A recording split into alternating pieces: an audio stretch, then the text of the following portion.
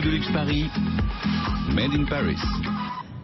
Guillaume Lancelot, bonjour. Bonjour Kylian. Vous êtes le fondateur de Galerie Lancelot, c'est de la petite et grande maroquinerie sur mesure. Alors d'ailleurs, c'est Galerie Lancelot ou G Lancelot? C'est G Lancelot, le G vient pas de galerie mais de mon prénom qui est Guillaume. Donc finalement c'est G Lancelot Paris. Bah, évidemment, on met toujours en petite baseline aujourd'hui Paris parce que c'est ce qui fonctionne. Oui, et surtout que mes artisans sont à Paris, donc les produits sont vraiment fabriqués à Paris pour le coup. Donc ça se justifie entièrement.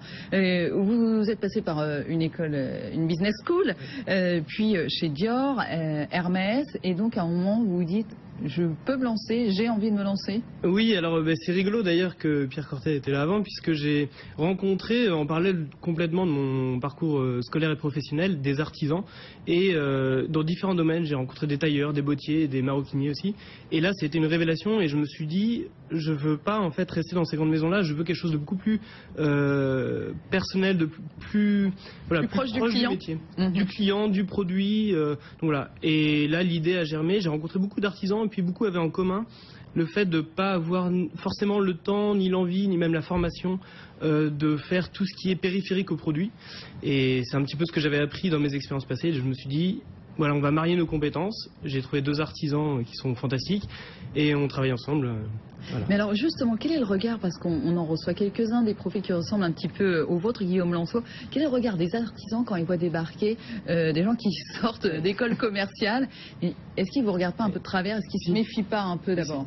Si, le regard en général, pas forcément très agréable, mais tant mieux, parce que ça met un petit peu de barrières. Il faut mériter un petit peu aussi l'accès à ça.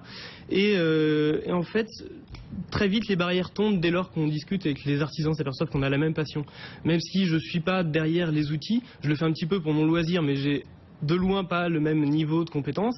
Mais donc du coup, je parle le même langage qu'eux, j'ai la même passion, la même fascination pour les matières et pour le travail. Donc les barrières tombent très vite en fait. Alors votre idée de départ, c'était vraiment d'aller sur toute la maroquinerie, bagagerie? Oui, c'est ça. En fait, c'est même un petit peu plus large que ça. C'est-à-dire que toutes les pièces que je fais sont sur mesure, sur demande uniquement. Donc je fais une pièce pour un client, il n'y a pas de pré-production. Donc le savoir-faire de mes artisans conditionne un petit peu, bien sûr, les types de produits que je vais faire. Aujourd'hui, je fais de la maroquinerie, je fais de la bagagerie, j'ai fait quelques commandes pour de la décoration, recouvrir une table en cuir, des choses comme ça. Je fais pas de botterie, par exemple, ça c'est un métier différent, voilà. Mais donc il y a des produits très variés et je fais intervenir même des savoir-faire parfois extérieurs.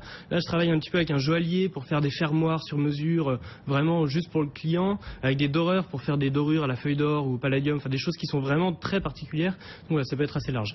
Donc ce qui est intéressant en fait, c'est que vous ne produisez rien, je m'entends, tant que ce n'est pas commandé. Exactement. Et en fait, c'est là où c'est peut-être vous allez peut-être vous démarquer des autres, parce qu'en termes de business model aussi, il y a moins de risques. Il y a moins de risques. Bon, alors il faut quand même vendre des commandes pour pouvoir en vivre. Sûr. Mais il y a moins de risques. Effectivement, il n'y a pas de stock, il n'y a pas d'achat important, etc. Et puis surtout, moi, ça me permet, c'était vraiment une démarche presque intellectuelle, mais de me dire, je voyais tous ces produits qu'on fabrique aujourd'hui dans une très très grande quantité, et je trouvais ce qu'on appelle l'industrie du luxe s'appelle pas industrie par hasard. Et j'avais envie de faire quelque chose, moi c'est ma sensibilité, mais de faire quelque chose de beaucoup plus intime, donc de passer du temps avec le client. S'il faut passer 4 heures pour choisir un croco, une buquet qu'il n'a pas trouvé, etc., et bien on y passera 4 heures, et puis s'il faut revenir la semaine prochaine. Mais voilà, on ne se met pas de barrière, et on fait vraiment une pièce qui est unique et qui correspond tout à fait à ce que veut le client. Donc c'est un produit et un service finalement chez Lancelot Paris. Ouais. Vous allez vous déplacer voir le visiteur, vous allez lui prendre le temps de la fabrication, lui amener peut-être son produit, et surtout vous allez créer ce que vous disiez, finalement le produit attendu, l'objet attendu avec le client. Ouais, quelque part co-créateur. Exactement, alors ça c'est quelque chose qui et pas toujours très facile, mais qui plaît et qui fascine beaucoup aussi les clients, c'est le fait de se transformer pendant quelques instants en créateur, en directeur artistique. Et ça, c'est vraiment génial. Alors souvent, les clients ont besoin quand même d'être guidés. Il y a beaucoup de discussions. Vraiment, j'essaye de savoir pas seulement le type de produit qu'ils veulent, mais quelle est leur sensibilité, l'environnement dans lequel ils évoluent, leurs inspirations, etc. Et puis en discutant, la feuille se noircit, comme on dit, et le produit commence à prendre forme. Et donc voilà, effectivement, le client est créateur lui aussi. Alors vous avez trouvé des artisans à Paris, finalement, qui ont accepté de travailler avec vous, 2 artisans, vous le disiez, et on est évidemment dans la grande façon, c'est du cousu sellier, alors si on redonne juste quelques chiffres, c'est quoi, 30 heures pour un sac à main, c'est ça? Oui, alors ça peut aller à beaucoup plus, mais oui, c'est dans la 30aine d'heures minimum. Et puis, alors aussi une précision, c'est très technique et sans rentrer dans le petit langage un peu qui peut être barbant, mais aujourd'hui on parle de couture sellier, mais il y a le point sellier et le piqué sellier qui sont très différents. Le piqué est la machine et le point sellier est à la main. Et ça, c'est quelque chose qui est très rare aujourd'hui. Et aujourd'hui, quasiment toutes les pièces qui sortent de mes ateliers sont cousues main. Donc, à quelques rares exceptions près pour la bagagerie, où là, la couture main n'a pas son importance puisque la couture est à l'intérieur. Enfin bref, c'est une autre technique. Mais oui, tout est fait à la main, tout est fait par une personne de A à Z. La découpe est faite à la main, la dorure, tout est vraiment... Mais du coup, on est sur des tarifs assez chers. Prix moyen de commande, c'est 700 € pour l'instant. Ça reste encore raisonnable. Guillaume Lanceau, mais qui est votre clientèle? Parce qu'il faut vous faire connaître. Quand on est tout petit comme ça et qu'on fait à la commande, vous disiez tout à l'heure, c'est sûr qu'on n'a pas de stock, mais il faut quand même vendre. Oui, exactement. Alors c'est vrai que ma clientèle, alors au début, on apprend ça très bien en école de commerce. On fait une petite clientèle cible pour essayer de définir qui sera sa clientèle, puis en fait on se rend compte que on s'en éloigne assez rapidement. C'est ça. Donc ma clientèle est quand même, je dirais, peut-être à 2/3 masculine, parce que j'ai un rôle aussi un petit peu de direction artistique, donc mon inspiration est plutôt masculine, donc forcément ça se ressent aussi dans mes produits, et mes clients sont plutôt masculins, mais pas uniquement. J'ai fait aussi des pièces, on vient de voir un bracelet, des choses qui sont très féminines, mais oui, il y a une clientèle qui est assez variée, et même socialement, la seule chose qui est en commun à tous mes clients, c'est de ne pas forcément être intéressé par la recherche d'une marque, d'un nom, d'un luxe qu'on peut appeler social, mais par vraiment une expérience et puis un produit qui va être à soi. Des internationaux aussi? Oui, alors c'est le début puisque la maison est toute jeune, mais oui, à New York et puis à Moscou, et puis voilà, je l'espère bientôt dans d'autres marchés. Mais alors justement, comment vous les touchez ces gens-là? Par quel biais? Comment vous faites connaître? Alors aujourd'hui, il y a beaucoup de bouche à oreille, c'est quelque chose qui fonctionne très bien, et puis de la communication, que ce soit sur des sites internet, sur la presse papier ou des émissions comme celle-ci. Donc voilà, c'est ces émissions-là qui commencent à faire connaître la marque G. Lancelot. Et mon dernier client à Moscou, là justement, m'a trouvé, lui, par exemple, il sur écoutait Google. Good Luxe Paris? Ah bon, non, je croyais. Google, il a tapé, je pense, maroquinerie sur mesure sur Google, et puis... D'où l'importance, effectivement, du référencement. Du référencement, et puis surtout d'avoir un site internet. Alors c'était un choix, vraiment, de mettre le paquet sur le site internet. J'ai travaillé avec une agence qui a fait un travail formidable pour avoir quelque chose à la fois qui retransmette très bien le message, et aussi...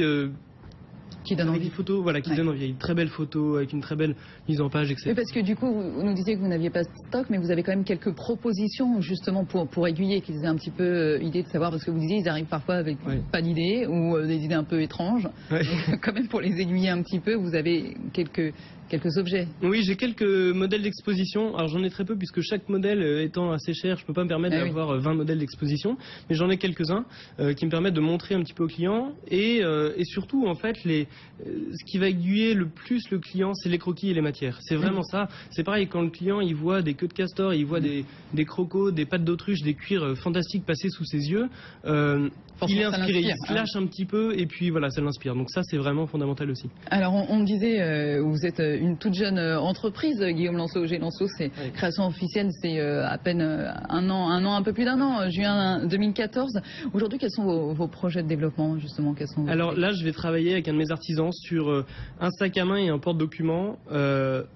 Où on va pousser encore plus la qualité, les savoir-faire. C'est là où justement je fais intervenir un joaillier, un doreur, enfin voilà, on va combiner plein de savoir-faire, et pour en faire des modèles d'exposition et présenter ces pièces-là, notamment à Dubaï, Abu Dhabi et au Japon. Ce sont des pays dans lesquels il se passe beaucoup de choses, et comme le disait d'ailleurs Pierre Cortaille, il y a vraiment une très forte sensibilité pour la grande mesure, pour l'artisanat d'art, etc. Donc voilà, ça c'est un des projets. Et puis sur un petit peu plus long terme, j'aimerais ouvrir un showroom atelier. Donc ça c'est dans peut-être quelques années, avoir un artisan qui travaille dans un showroom. Il n'y a pas de pièces à vendre puisque encore une fois tout est fait sur commande, mais le client peut être reçu. Aujourd'hui je me déplace chez lui et c'est quelque chose qui est très confortable pour le client. Ça a un petit peu disparu mais finalement ils aiment beaucoup, ça me permet de m'inspirer aussi beaucoup de leur univers. Mais c'est une facilité quand même d'avoir un salon ou quelque chose pour recevoir le client aussi. Et vitrine sur rue aussi, ouais, exactement. On ne sait jamais. Guillaume Lancelot, fondateur de G. Lancelot Paris, merci beaucoup.